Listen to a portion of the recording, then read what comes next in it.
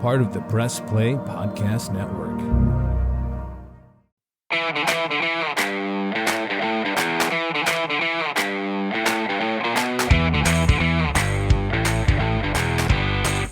And welcome to another Reghi Roda podcast right here on the Press Play Podcast Network. As we always do, a tip of the cap, a round of applause, some flowers, however the kids say it these days. A shout out to our fantastic producer, Cordts, for making sure all of you out there in the podcatosphere get the RnR podcast. And Michael Reghi, I didn't think we'd be talking about this as we tape another RnR podcast, but the Browns defeated the Baltimore Ravens on Sunday, 29-24, with Jameis Winston at quarterback, Ken Dorsey calling the plays. The 5-game losing streak is over. I did not see this one coming, my friend. What about you? A W against Baltimore? Right. No, not really. And as we're going to get into, though, Ken, the quarterback that was ahead of the quarterback who started today, a lot to say. I've been in a lot of conversation with regard to that on the Twitter. But look, it's a satisfying win, and it's a win that at least, I mean, again, Kenny, look, I want to assume now that the Cleveland Browns are still playing to win, correct?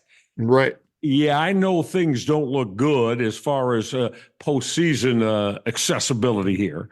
But, you know, you and I know, because we've been doing this so long. Look, it's hard to go into a room, an NFL room, and try to sell a football team on we gives us a great chance to win if Dorian Thompson-Robinson is the quarterback. I'm sorry. It does not give you a strong chance to win. And Kenny, again, here's the one that I can tell you for sure. All of those 53 in that room that you're trying to sell that BS to, they know that it doesn't. It wouldn't. It won't. He is not ready to be an NFL starting quarterback. Hell, you know, I don't know if he's ever going to be ready. I'm not that high on him, Kenny Roda. But my point is that how you could try to sell that in that room, whether you're Andrew Berry or Kevin Stefanski, who, as you know, I have nothing but applauded those two men. Correct? Yep. During the course of our RnR. Nothing but applause for both of them.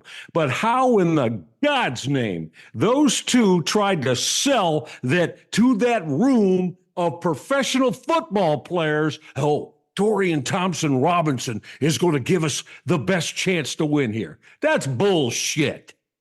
And I'm surprised some of those players didn't come out and express that to those two men. So, you know, again, I've given all kinds of love over the past couple years to both of those men, okay? But Kenny, I'm going to ask, which one of them made the decision or tried to sell to their football team that Dorian Thompson-Robinson will give us the best chance to win over Jameis Winston? I need to know that. And for our listeners out there that are wondering, well, he didn't play today. No, but last week he was listed as the number 2 quarterback behind Deshaun Watson, and Jameis Winston, who had been the backup quarterback all season, was moved to number 3, or the emergency quarterback, last week. And that's why when go ahead. Okay, go ahead. Well, I'm finished. So when Watson went down with the Achilles injury last week, it was Dorian Thompson-Robinson who came in first last week. And that's what Michael's talking about. How could you sell that to every player in that huddle and on that sideline last week that DTR was better than Winston? Who do you think would have started this week if he was healthy? Who do you think they would have started this week? Well, I'm telling you, it would have been the kid. Well, I don't know. After the way he played last week before he got injured, Michael, I don't know if they could have sold it to them then, right? They were feeling they could have sold, or they felt, I guess, like they could sell it to him without him playing this year. And then they put him out there and he threw 2 picks and he got hurt.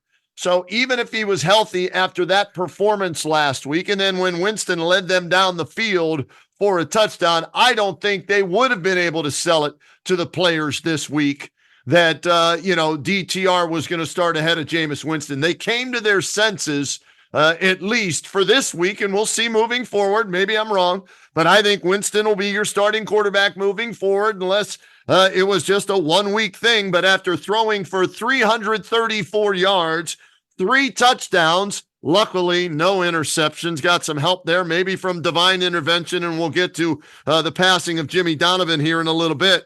Jameis Winston went out and did something that Deshaun Watson could not do. Throw for over 200 yards and score more than 20 points in a game. So to me, there ain't no way in hell they can go back to DTR as the starting quarterback. And I'm with you, and I've said this time and time again, he was a 5th-round pick for a reason. He played 5 years at UCLA for a reason. He is not a starting quarterback, nor will he ever be worthy of a starting quarterback job in the NFL. And I'm talking about Dorian Thompson-Robinson. All that, and you and I have talked about that, and that is my contention as well, as I think everybody that listens to us know. But again, the injury to him last week did that. And of course, you hate to see the young man injured, but is that the only reason that he wasn't going to be the number 1 quarterback for this football team after Watson went down and lost for the year? Because if so, and I won't admit it right now, but if that's what they're thinking is that they, again, that's, I go back to where we began. You're going to try to sell to those men in that room that you got a better chance to win with that kid playing quarterback for you that's not ready for this in any way, shape, or form. To me, that's a total absurdity. And did Andrew Berry want to do that? Did Kevin Stefanski want to do that? Did they jointly decide this is what we're going to do? Then you know what you're doing? You are calling it quits on every one of those men in that room that you asked to play to their utmost level of competence and play hard. You aren't delivering any damn competence to them. So, Mike, I mean, again, because of the injury to the kid, I guess we're never really going to know. But I'd love to, because Kenny, I could tell you what my opinion is. Had he not got hurt, I believe they would have started him today and got their ass kicked by Baltimore. Right, yeah. And that bothers the hell out of me. There's a possibility that could have happened. We will never know. But again, I go back to his performance before the injury last week, and I think that sealed his fate as to being the backup today to Jameis Winston. And it's pretty sad that Jameis Winston, the only reason he got to play, Michael, is what? A torn Achilles from Deshaun Watson and a finger injury to Dorian Thompson-Robinson. And he's the guy that goes out there and has the most prolific game of the season at quarterback for the Browns. And it only happened because 2 guys got hurt, and yet you paid him to be the backup quarterback to Deshaun Watson. And the other thing that this did for me today, Michael, is that not only proved that he should be the number 1 quarterback moving forward for this team this year, unless they trade him. He plays well, and at some point somebody wants him, and they get a high draft pick for him. But if not, he stays as the number 1 quarterback. And what else it did was this. It proved to me that Deshaun Watson's career in Cleveland should be over. I don't care how much damn money you owe him. He is not worthy of being a starting quarterback again in the city of Cleveland, or maybe for that matter in the NFL. He's just no good anymore. He ain't no good. All right. On the simplistic terms, not proper English, but everybody can understand that. Deshaun Watson stinks. And you don't want to, jump on him when he just had surgery and everything. But hey, we gave him a pass the first week because of some family, sorrows. Then, another. No, you know what? I've seen enough of 19 games of Deshaun Watson to know that the Browns need to move on from him. And whether it's Jameis Winston moving forward, whoever else, it shouldn't be Deshaun Watson and it shouldn't be DTR. It's Jameis Winston and then whoever else, Bailey Zappi or who they pick up in the offseason. Yeah, well, all of those things are factual. And again, though, I'm going to repeat it one more time. We're not going to find out. I know I'm being rhetorical here, but I would really love to know, and I'm going to try to find out. I'm going to try to find out which one of the combination of Barry and Stefanski felt like that we're going to make Dorian Thompson-Robinson the backup, Ken, right? Prior to that, he's the backup, and Jameis Winston, we'll have him as our emergency guy. Who made that decision with in mind we think he gives us the best chance to win? How do you sell that to that room of professionals? I don't think they have to anymore. Michael. I sure as hell hope not. And I think it was Andrew Berry. That kid is not an NFL quarterback, okay? Right, yeah. I think it was Andrew Berry. Quarterback. I think Barry drafted him. Yep, well, then that's you know it. what? You know what? Once in a while, Andrew, you got to admit your mistakes. Don't we all? Don't we all in this life, in this world? And I've done nothing but praise Andrew Berry. What an if he's the one that said we're going to play the kid because I drafted it, that is bullshit to the highest degree. And you can't sell that to those men in that room. And I guarantee you, if we had a chance and, put the truth serum, all those players would have thought, what in the F are these people trying to do to our football team when they want us to be culpable and accountable to win football games? And you're going to give us this as a quarterback? Hell no. Hell no. I don't have any proof. That's just my Butch Davis, my gut feeling that it was Andrew Berry who made the decision last week. And me personally, Michael, I don't have any info on this either. I think it also wasn't Kevin Stefanski's decision to give up play calling. But having said that, Michael, Ken Dorsey did a nice job today.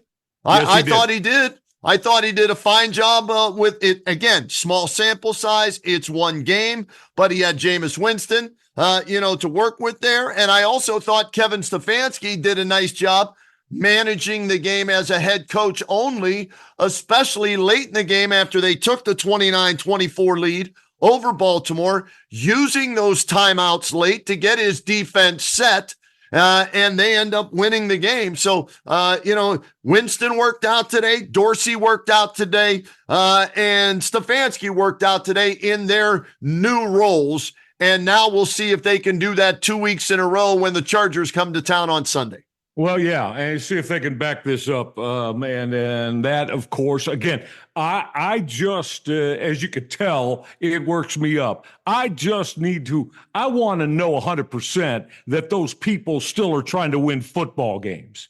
Because if they aren't, then the disservice, why would you try?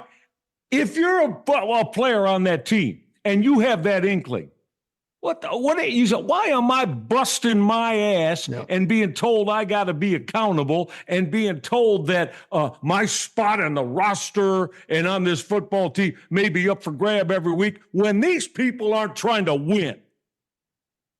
Michael, it wouldn't be the first time in the NFL, though, that's happened. That's appalling to me. I know. It's 7 games into the damn season. Yeah, but Michael, I said they couldn't make the playoffs last week, so what was there to play for, right? So maybe they're looking at the draft pick in the future and realizing this season has been flushed down the toilet and it's over and done with. To make that draft pick anymore. Listen, and we'll see. We'll see how the rest of it plays out. But you know what? Because I got a feeling, again, everybody's got an ego. Everybody's got an ego.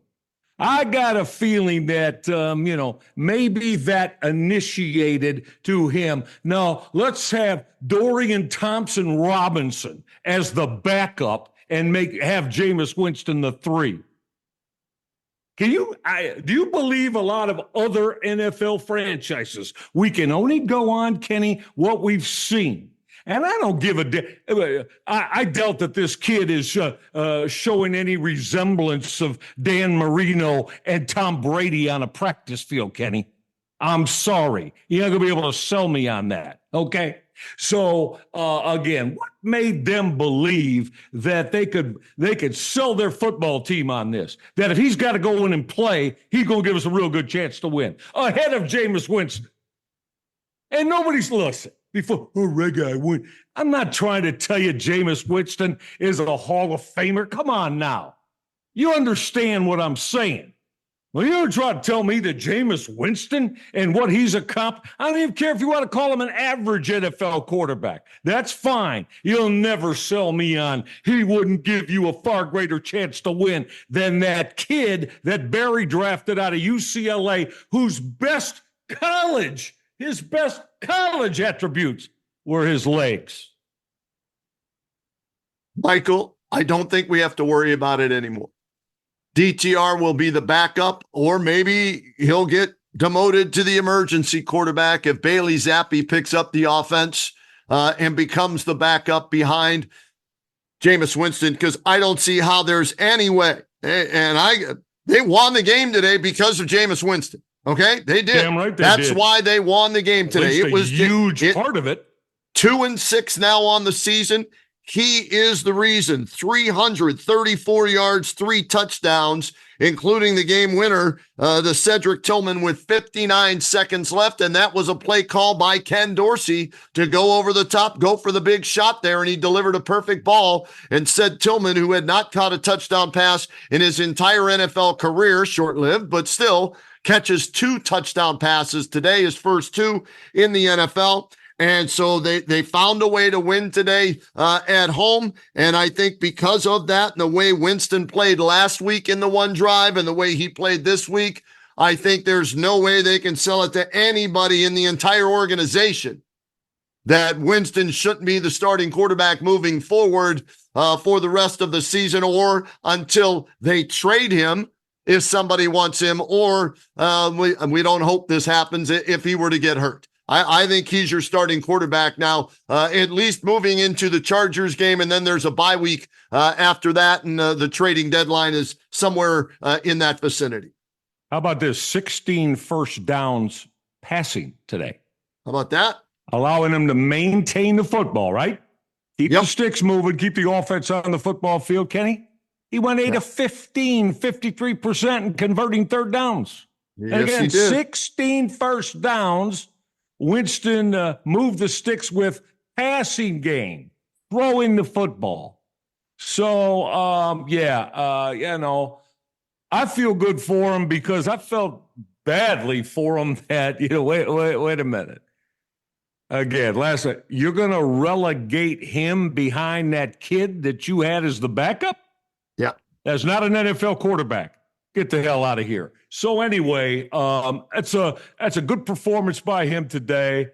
Quarterback rating of $115, Kenny Roda, and all the other numbers that you threw out. And he was a major factor in the Browns being. Come on now, this is one of the top football teams in the league today. They beat. It wasn't the Carolina Panthers. Everybody, this is the Baltimore Ravens, who might be who knows, could be the AFC Super Bowl participant come February. They're certainly one of the ones that are there for it. I still like Kansas City, Michael, until they can beat Kansas City. Well, of course, I got you.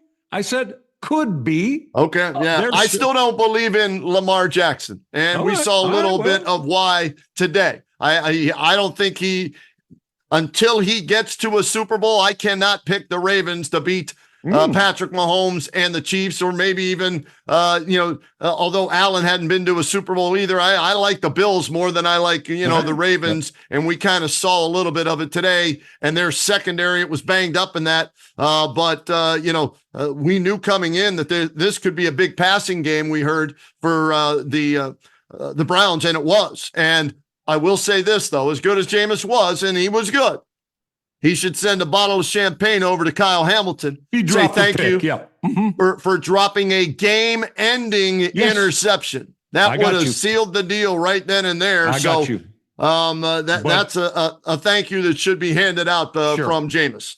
But the only thing I'll say about that is, Kenny, we can look at virtually every NFL game that's played every week and say, this guy dropped an interception. This guy dropped a pass. It's part of the game. It happens. It's part of the game, and it happens. Kyle Hamilton is a tremendous football player, is he not?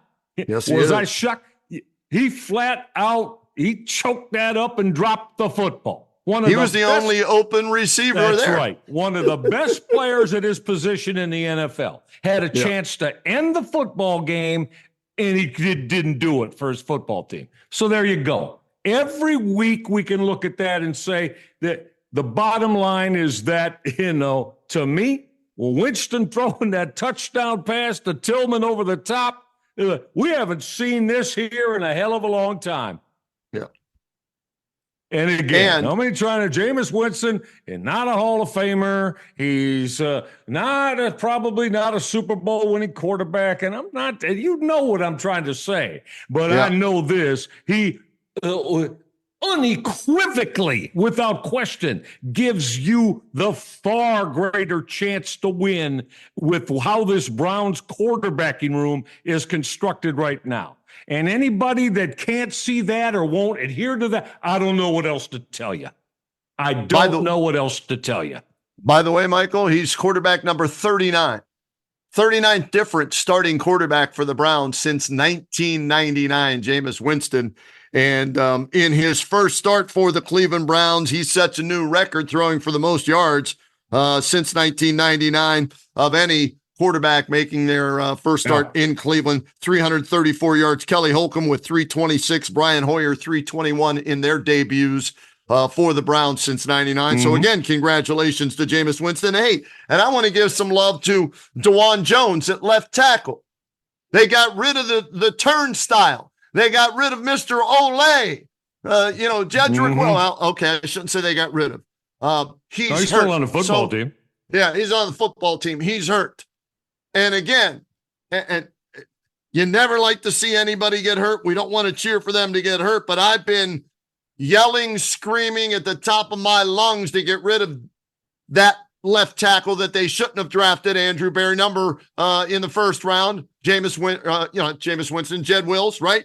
I've been wanting them to get rid, and I hate to see an injury create this, but DeJuan Jones went in and he played well today, and left tackle, where he played one game in college. So I stay with that same offensive line, who I thought gave Jameis more time than any other game this season for the Browns offense. So DeJuan Jones at left tackle, Jack Conklin, if he can stay healthy, at right tackle, leave those bookends there.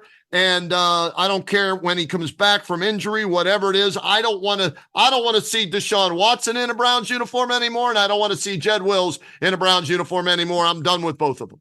Well, and I mean, listen, it's I'd like to see DeJuan Jones, though, Kenny. Again, I know it's nice. Drop a little bit of weight, though, man. You got to drop a little bit of weight. I think it would even, and if he's going to be on the left side, Ken, that means what? You're now playing against the top pass rushers in the world. Yeah. And I think you need to drop a little bit of weight to be able to do that to the level you're going to need to against those all-world pass rushers if you're playing on the left side. I agree with you 100%. And by the way, Nick Chubb looked decent today. He did. What did he end up with? 52 yards, only Yeah. 3.3 per carry, but still 16 carries for 52 yards. So that was nice to see. David Njoku had a touchdown catch as well today. So Ken Dorsey, DeJuan Jones, kudos to those guys. Jameis Winston, first and foremost. And Michael, well, we can't end this Brown segment, though, without talking about the passing of Jimmy Donovan at Channel 3, and of course the radio voice since 1999 for the Cleveland Browns. Jimmy always made time for us at WHBC on the Kenny and JT show during the season. He would come sit with us during training camp when we did our one training camp show out there every year. And he's been battling or had been battling cancer for so many years, leukemia specifically.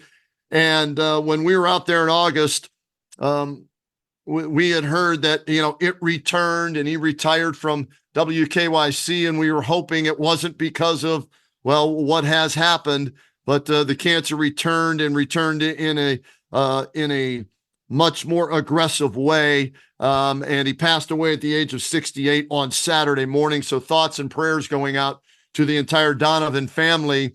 And a great job by the Browns today, pregame, and then Kevin Stefanski postgame of honoring Jimmy. And maybe Jimmy had something to do, a little divine intervention with that Kyle Hamilton INT drop and the one field goal by Hopkins that hit off the crossbar, the goalpost, and went through instead of bouncing back onto the playing field, Michael. Yeah, and I'm sure that pleased him to no end for the Browns to be able to come up with the win today. And, I first met Jim in 1985 when he came to Cleveland at Channel 3. I was at Channel 5 at the time. So, a lot of conversation and very good man. Man's man. Yep.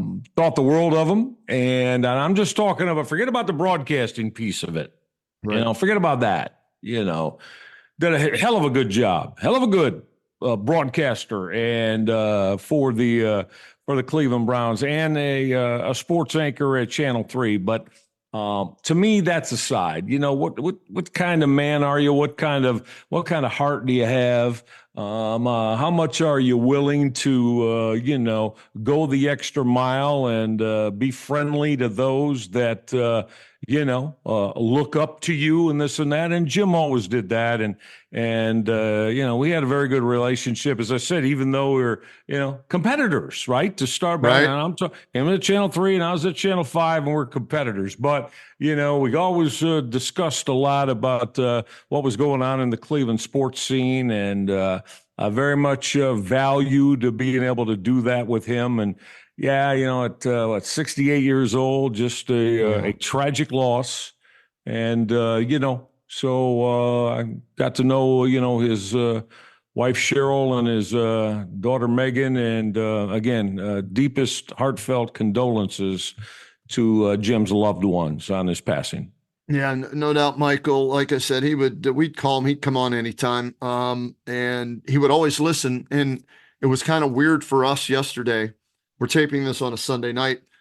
We were doing the Massillon-McKinley game yesterday, the 134th meeting of the greatest high school football rivalry, right? Mm-hmm. And Jim told me this, and he also said it on the air. He would always try and make it a point to listen to our broadcast of that game because he knew how big it was, right? Been in here, like you said, mid-'80s. He understood, the relevance of that rivalry game, and he always would try and find time to listen, and did numerous times and gave mention, like I said, on the air to me and others about our coverage of that game. And we're doing the game yesterday in the middle of the first half, and we get, the note that Jimmy had passed. And it was just kind of, I don't know, it hit me in a different way because of him talking about that game and the time that he passed. And I had reached out to him about a month ago after he was inducted into the Browns Legends with Phil Dawson for this year's class, and just sent him a text and everything. And he responded back, like that. And I'm sure he was battling at that time, and I'm sure a lot of people were reaching out to him, but still found the time to reach back to me. So, like you said, he's going to be missed in a professional way, but not as much as a husband, as a father, and as a friend to a lot of people out there. So rest in peace, Jimmy Donovan. His calls will live on forever in Browns history. All right, let's do this, Michael. We'll get a break in right now. When we come back, people want us to talk Cavaliers basketball. They're like, Reghi and Roda, you haven't said anything about the new Cavaliers coach or the Cavaliers squad for this year. Well, they hadn't played a game up until earlier this week, right? Now Yes. they played 3. Yep. And they've won all 3. So, Michael, when we come back, let's talk about the 3-0 Cleveland Cavaliers as they get ready to take on the New York Knicks on Monday night. That's next on the RnR podcast. What's up, everyone? I'm Holly Wetzel. And I'm Tyrus Powell. And we are your hosts of the Orange is Oranger, a Cleveland Browns podcast on the Press Play Podcast Network. We give you all the dog pound coverage that you'll need to get you through the regular season, hopeful postseason, and I'd say off-season, Tyvis, but is there really ever an off-season for this team? Thankfully for our podcast, Holly, there really never is when it comes to the Cleveland Browns. Don't miss our breakdown of each week's matchup, game recaps, and any and all news out of Berea to feed your Browns appetite. As we know, Holly, dogs gotta eat. Yes, they do. So hit that subscribe button and never miss an episode of the Orange is Oranger, Cleveland Browns podcast on the Press Play Podcast Network. Hey everybody, it's Sam Amico from Cavs on the Break NBA podcast. Be sure to give us a listen for all your Cleveland Cavaliers recaps, analysis, breakdowns, draft talk, free agency. The list goes on and on. Give us a listen, Cavs on the Break NBA podcast. Looking for new insights on the Cleveland sports scene with a unique side of Cleveland sports history? Then you found the perfect podcast.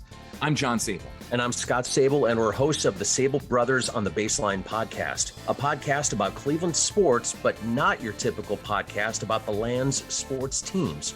Join us as we embark on a journey of sharing a unique and historical side of Cleveland sports history with the help of some former Cleveland sports stars and other historical figures. All right here on the Sable Brothers on the Baseline podcast, part of the Press Play Podcast Network. And we continue with the Reghi and Roda podcast here on the Press Play Podcast Network. And Michael, the Cleveland Cavaliers under new head coach Kenny Atkinson have opened up the season with 3 consecutive victories. They started on the road in Toronto, win number 1, came home to face their former coach in JB Bickerstaff and the Pistons, win number 2. And then on Saturday night on the road again at Washington, took down the Wizards. They're 3-0 as they head into Madison Square Garden on Monday night to take on the New York Knicks. How about that 3-0 start for the Cavaliers? Yeah, well, listen, it's virtually is about as nice and as proper and as well as you'd want a script. I'm an admirer. I think we've discussed this when he got the job. I've always been a big admirer of Kenny Atkinson. Kenny Roda. While he was the head coach with the Brooklyn Nets, I said, I like the way that this guy manages his team during, those 48 minutes of the game. It looks like he's got a real positive way to, like I said, run his basketball team, but also to put his players in their best position to succeed. Karis LeVert, who played for him with the Nets, he was effusive in his thoughts and comments on Kenny Atkinson when the Cavaliers hired him, and basically said that he allowed all of us to become the type of players that we wanted to be. So, I mean, I think that Atkinson's really got them started out in a good spot. I like the way that Evan Mobley has been very much made, maybe, Kenny, the centerpiece of this basketball team. Mobley's off to a terrific start. I like the way his rotations have been here. And again, we're talking about 3 basketball games now. And Right. tomorrow night will be interesting. Going to see the New York Knicks, as we know, a team that, like the Cavaliers, probably should be a 50-win team plus and be one of the better teams in the East. But I like everything about Kenny Atkinson. He's been playing 10 guys, too, to start the year out and doing a real good job, I think, with mixing and matching and giving guys off the bench. You know, he's making sure Sam Merrill gets, at least again in the first 3, about 15, 16 minutes a game. He is not, though, putting big, heavy minutes on anybody, really. And that even includes Donovan Mitchell so far. He's been playing, 10 guys. And I like that. I like that to start a season out because, why wait? Why run guys into the ground playing 38-plus minutes a night with your top 6 guys? If you got a roster like the Cavaliers have, Ken, there's no need to do that. And Atkinson isn't doing that. And everybody's minutes are actually, to be honest with you, everybody's minutes are probably down through the first 3 games than what their norm has been under J.B. Bickerstaff, the guys that, have played on this team the last couple of years. And again, I like that. And that way you're not running guys ragged here to begin a season in the want to win, a couple of October basketball games. And I think Atkinson is real good at that, and I think he understands that. And it wouldn't surprise me if, maybe he's going to play 9, even as we get in. Maybe it's going to be a 9-man rotation, 10-man rotation for the foreseeable future. And hey, as long as you keep racking up the W's, that's fine.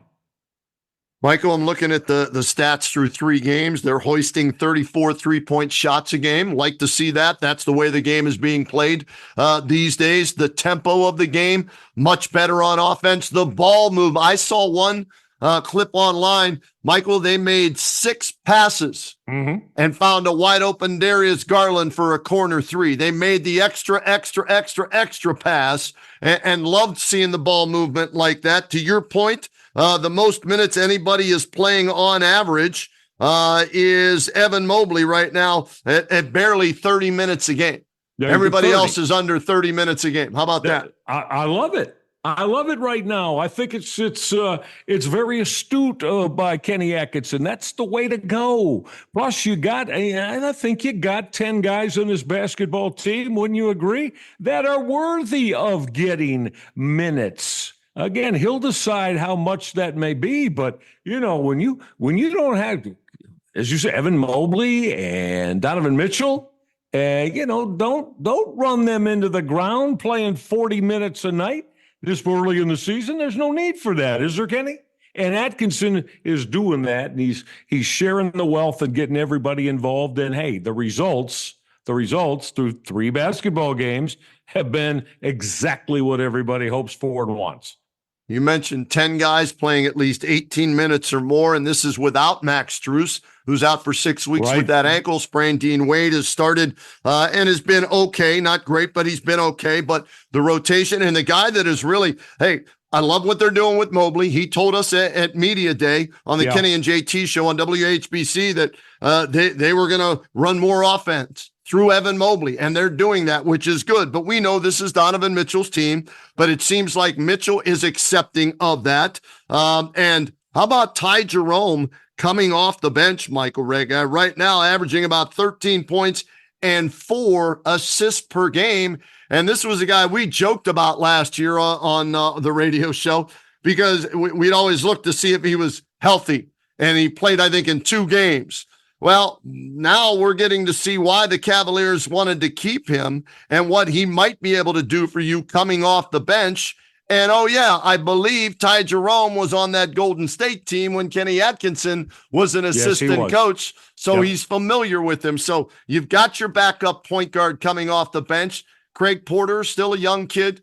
He showed flashes last year, but, you look at Ty Jerome, that's a nice backup to Darius Garland to give him minutes or Donovan Mitchell minutes on the bench when needed. And Jared Allen playing very good basketball as well, Michael. 18, 8, and 2 as far as blocks a game so far. Now, they haven't played anybody, so they should be 3-0. So the good test will be against Cat and Mikal Bridges, right? And Brunson Jalen and that Brunson. Knicks team on Monday night. OG Anunoby. It'll be, the Knicks are going to be, they'll be a 50-win team, a plus in the Eastern Conference, probably in that top. Who knows? Maybe behind Boston, maybe 2, maybe 3, but they're going to be up there, and that's the type of rare air the Cavaliers want to be in as well. Kenny, love to see them get a top 4 seed in the East at least. That's still that's 6 months away going into playoff time. So a lot of basketball to be played, but I think Kenny Atkinson might be the.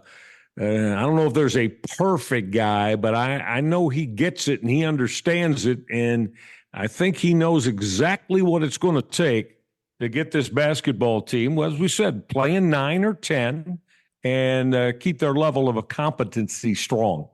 Yeah, let's hope so. They've been fun to watch. Looking forward to seeing them in person on Wednesday night when LeBron James and the Lakers come to town, and we'll see if Bronny makes the trip back home as well. Father-son duo making history on in the Lakers' first game as they became the first father-son team, I guess, duo, whatever you want to call it, to play in the same game in NBA history on the same team, Michael. And it was a cool moment. My son Cameron and I were talking about it. I remember Bronny running around in the locker room at then I think it was Quicken Loans or Gundary, whatever it was at the time, right? And then Cameron said he remembered Bronny coming out on the floor when Cameron was waiting for me after a game doing my media stuff. Bronny would be out running around on the floor, shooting hoops out there. And it's just kind of fun to see that this kid is now 21. He's in the NBA, whether he belongs there or not. Hey, I don't have a problem with LeBron doing something to get his son an opportunity. Coaches do that in the NBA. Owners do that in the NBA with their family members. So I didn't have a problem with LeBron going to bat for his son like that. And now let's see if, the kid can grow as a basketball player, playing in the G League and some games in the NBA and make a career of it. Tough question for you, buddy. What? Does he look like an NBA player to you right now? He should still be in college. However, if he's going to play 40 games in the G League, that'll be better for him than in college, I think. 100%. Well, 100%. So I'm hearing he's going to be where he needs to be. Yes, he's going to be there most of the time, and they'll give him certain games where he'll dress right with the if you want to call it the varsity team, and the G League's the JV team. Let's watch his progression more so in the G League than what he does in the NBA. At some point, he'll score his first bucket if he hasn't already. He didn't on opening night, but the G League is where he's going to benefit the most. Yeah, well, and that head coach now of the LA Lakers, JJ Redick don't jack around now. He's not going to be throwing guys out there 20, 25 minutes if they don't deserve it and they don't earn it. Trust me on that. That I will tell you. So if that young man, I think if the family, you want to get better. LeBron knows that, Michael. He's not expecting anything more than that.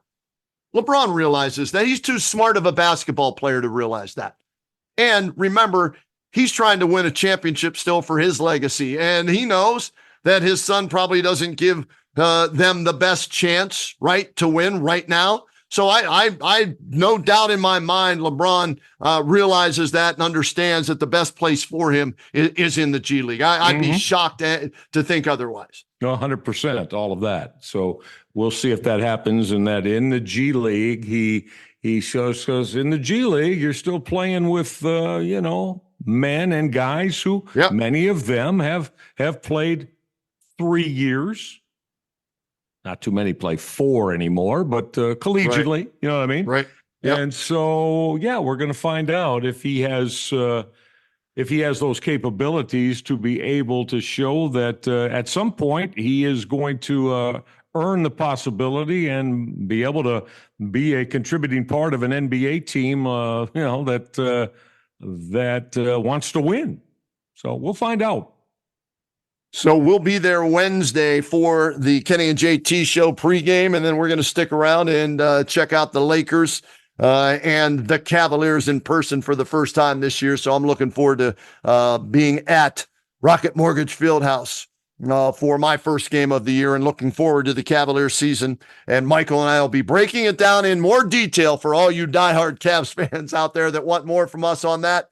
We've got you covered with that. All right, Michael, that's going to do it for this edition of the Reghi and Roda podcast. Next up for the Browns, the Chargers on Sunday. We'll tape after that game. We'll see if indeed it is Jameis Winston at quarter. It better be Jameis Winston at quarterback for that game, well, right? Better be. Yeah, I believe they won again. I believe they won today. I think they had a 17-point lead fourth quarter. So I'm going to assume they won that. So Jim Harbaugh bringing his football team into Cleveland to and we'll see what the Browns have in store for that against I like their quarterback, Kenny. I like the Chargers QB, and I know Jim Harbaugh does as well. I'm probably one of the biggest reasons he took that job. You got a young quarterback, right? That you feel that you're going to be able to do big things with and win football games. So it'll be interesting, and we'll see if Jameis Winston can keep up that stellar play that he put forth today in a Browns win over Baltimore that I didn't see coming. Neither did I. So who knows what's going to happen on Sunday against the LA Chargers, Michael, and we'll see if the Cavaliers are still undefeated at that time when we reconvene for another edition of the RnR podcast. All right. Look forward to it.